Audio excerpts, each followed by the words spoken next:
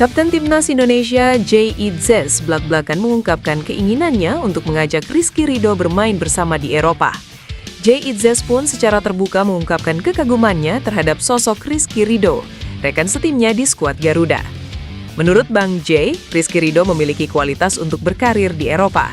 Selain itu, Jay Itzes juga tak menutupi keinginannya untuk bermain bersama Ridho di Sassuolo, membentuk skema 3 back seperti yang sering mereka lakukan di Timnas Indonesia.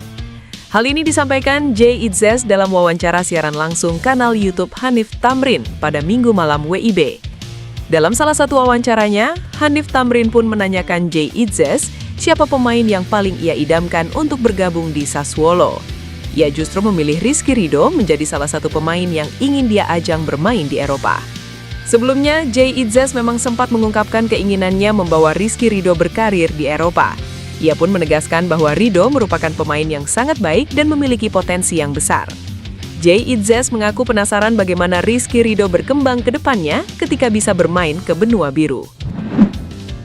Pelatih anyar Timnas U20 Indonesia, Nova Arianto, mengungkapkan terdapat 15 hingga 20 pemain diaspora yang berpotensi memperkuat skuad Garuda Nusantara.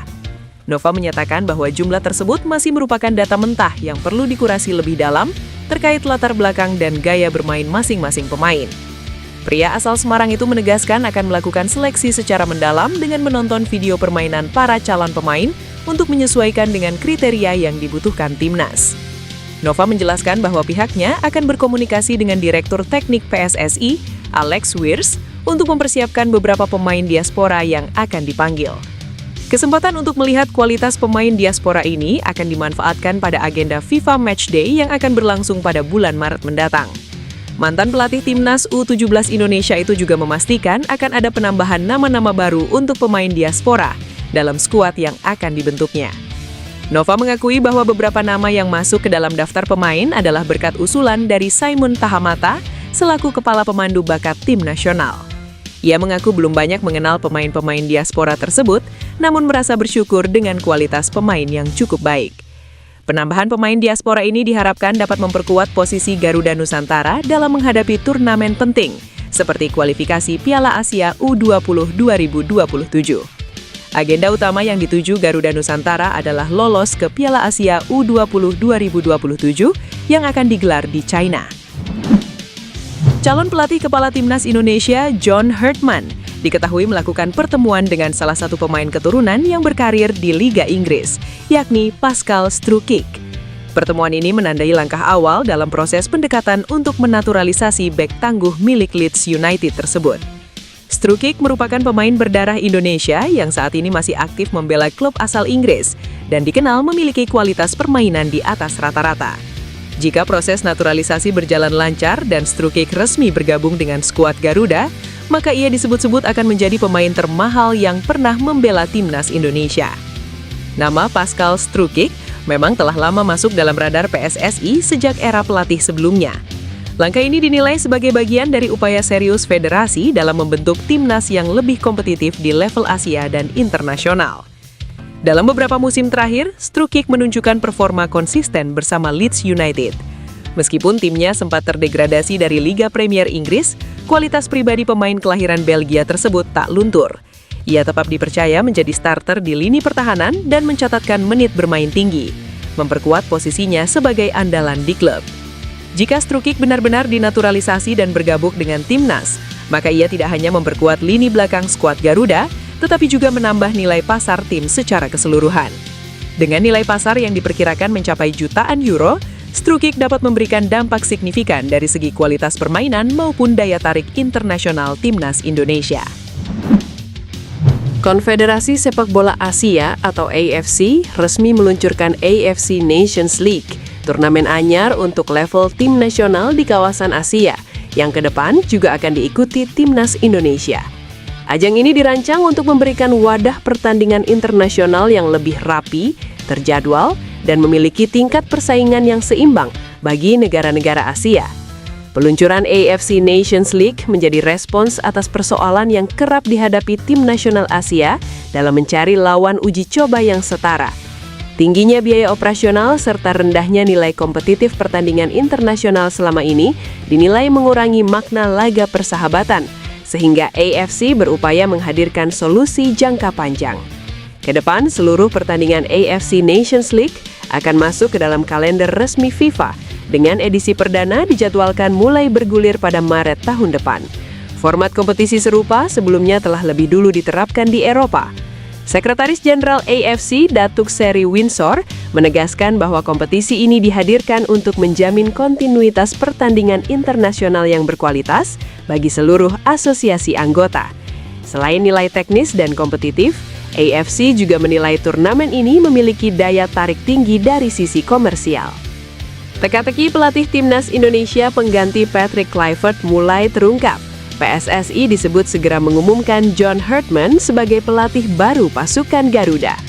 Pengumuman John Herdman sebagai pelatih timnas Indonesia senior dan timnas Indonesia U23 akan dilakukan dalam waktu dekat. Menurut anggota Exco PSSI Ahmad Riyad, rapat internal PSSI pada Kamis lalu telah menyepakati John Herdman sebagai pelatih baru. Nama John Herdman sebelumnya memang sudah beredar sebagai kandidat kuat pelatih timnas Indonesia. Namun pihak PSSI sampai saat ini belum mengumumkan John Herdman. Diketahui John Herdman merupakan mantan pelatih timnas Kanada. Dia berhasil membawa timnas Kanada kembali ke Piala Dunia usai absen lebih dari 30 tahun lamanya. Di bawah asuhan John Herdman, timnas Kanada lolos ke Piala Dunia 2022 Qatar. Meski lolos ke Piala Dunia 2022 Qatar, namun timnas Kanada mencatatkan rekor buruk dengan gagal meraih satu pun kemenangan. Hoki Caraka berhasil mencuri perhatian dengan gol salto yang dicetaknya saat Persita Tangerang mengalahkan Persik Kediri 3-0 pada pekan ke-15 Super League Minggu sore WIB. Hoki mencetak 2 dari 3 gol kemenangan Persita atas Persik. 1 gol lainnya dijaringkan oleh Eber Besa. Dari 2 gol yang dicetak, gol kedua ke gawang Persik spesial buat Hoki. Ini karena penggawa timnas Indonesia U23 di SEA Games itu mencetak gol dengan cara yang sulit. Gol ini bermula dari umpan lambung ke kotak penalti yang dikirimkan pemain Persita, Raiko Rodriguez, ke rekan setimnya Dejan Racic. Namun, bek tengah Persik Lukau dengan cekatan mengintersep umpan yang coba dieksekusi Racic di kotak penalti. Bola hasil intersep itu kemudian melambung tinggi di udara. Hoki yang juga berada di kotak penalti membuat keputusan cepat dengan melakukan tendangan salto. Bola yang ditendang oleh Hoki lebih dulu memantul ke tanah, lalu kemudian masuk ke gawang Persik tanpa mampu dibendung oleh kiper Leonardo Navaccio. Gol indah yang dicetak oleh Hoki disambut gembira oleh rekan setim dan supporter. Para pemain Persik bahkan langsung mengerubungi Hoki usai mencetak gol indah tersebut. 2 gol yang dicetak Hoki ke gawang Persik membuat dirinya sejauh ini telah mencetak 3 gol dan memberikan assist buat pendekar Cisadane, julukan Persita. Langkah awal timnas Indonesia untuk menaklukkan Asia Tenggara akan segera ditentukan di Jakarta. Ibu kota secara resmi telah ditunjuk sebagai tuan rumah drawing atau pengundian fase grup Piala AFF 2026 yang akan digelar pada 15 Januari 2026 mendatang. Momen ini menjadi sangat krusial bukan hanya untuk mengetahui siapa saja lawan yang akan dihadapi, tetapi juga karena menandai dimulainya sebuah era baru yang penuh harapan bagi skuad Garuda. Piala AFF 2026 akan menjadi panggung bagi nahkoda baru timnas Indonesia yang saat ini sedang dalam proses seleksi akhir oleh PSSI. Beban dan ekspektasi besar langsing disematkan di pundaknya demi memutus kutukan spesialis runner-up dan membawa pulang trofi untuk pertama kalinya. Namun, sang pelatih baru tidak akan berjuang sendirian. Ia akan dimanjakan dengan sebuah kemewahan yang jarang didapat oleh para pendahulunya. Pergeseran jadwal turnamen ke 24 Juli sampai 26 Agustus 2026 adalah sebuah anugerah. Periode musim panas ini bertepatan dengan masa libur kompetisi di Eropa. Artinya, timnas Indonesia berpeluang besar untuk tampil dengan kekuatan penuh, memanggil semua talenta terbaiknya yang merumput di luar negeri tanpa terhalang izin klub. Dengan modal pelatih baru yang berkualitas, dukungan penuh dari para pemain abroad, dan status sebagai salah satu tuan rumah drawing, optimisme publik bahwa tahun 2026 akan menjadi tahunnya Indonesia merajai Asia Tenggara kini membumbung tinggi. Teka-teki mengenai siapa suksesor kursi kepelatihan tim nasional Indonesia akhirnya terjawab. PSSI secara resmi menjatuhkan pilihan kepada John Herdman, pelatih kawakan asal Inggris yang sukses membawa Kanada ke panggung dunia untuk menukangi skuad Garuda mulai Januari 2026.